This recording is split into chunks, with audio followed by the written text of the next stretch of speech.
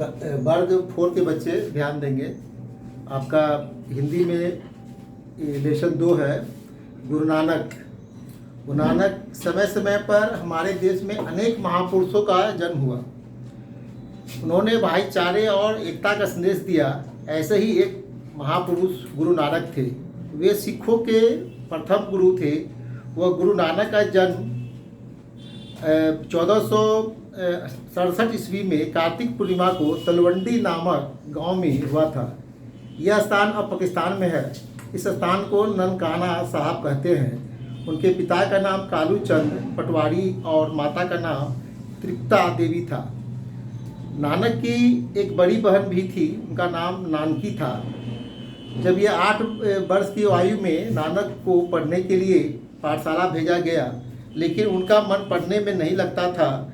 वे सदा ईश्वर के संबंध में सोचा करते थे। घर पर उनको खर्च के लिए जो कुछ पैसे मिलते थे उन्हें वे गरीबों में बांट देते थे।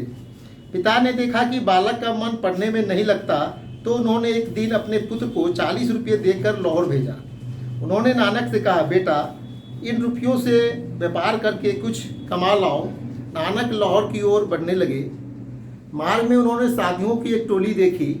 उन्हें मालूम हुआ कि साधु 3 दिन से भूखे हैं। उनका हृदय पिघल गया। उन्होंने तुरंत सारे रुपये साधुओं को भोजन कराने में खर्च कर दिए। इसके बाद वह खाली हाथ घर लौट आए। पिता को पुत्र के इस कार्य से बहुत दुख हुआ। उन्होंने नानक को बहुत डांटा, पर उनके व्यवहार में कोई परिवर्तन नहीं हुआ। पिता ने पुत्र को सुधरने के लिए उनका विवाह सुलक्षणी नामक कन्या से कर दिया। उनके श्री चंद और लक्ष्मी चंद नाम के 2 पुत्र हुए, परंतु नानक का मन गृहस्थी में ना लगा।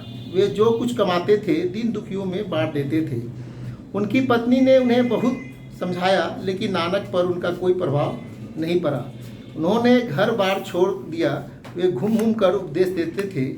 उनके उपदेशों का सार था, ईश्वर एक है, हम सबको उसी ने बनाया है, हिंदू मुस्लिम सब उसी के संतानें हैं, उसकी दृष्टि में सभी समान हैं, अच्छे काम करने से ही वह प्रसन्न होते हैं। वे धीरे धीरे गुरु नानक के नाम से प्रसिद्ध हो गए। नानक ने मुख्य शिष्य थे बाला और मर्दाना। अपने शिष्यों के साथ उन्होंने 3 बार भारत के प्रसिद्ध स्थानों की यात्रा की।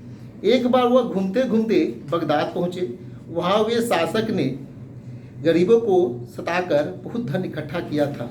नानक ने उसकी आंखें खोलनी चाहिए। वे बहुत से कंकर पत्थर एकत्रित कर उसके महल के पास बैठ गए। अगले दिन शासक उधर से जा रहा था।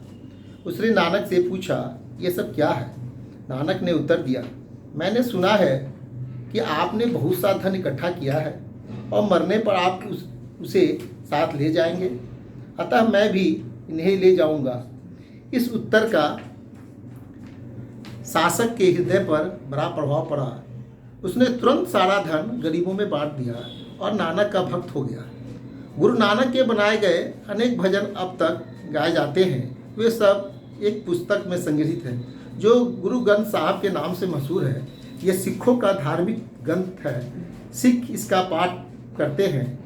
यह ग्रंथ सदाचार का पाठ सिखाता है। सन 1538 ईस्वी में करतारपुर पंजाब में है नानक का स्वर्गवास हुआ। उनके पश्चात उनका शिष्य लहना उनकी गद्दी पर बैठा। आगे चलकर लहना ये गुरु अंगद के नाम से प्रसिद्ध हुए। इस चैप्टर का ये शब्दार्थ है, आप लोग याद कर लेंगे और कल इसका क्वेश्चन आंसर करवाया जाएगा। बंद कर दिए।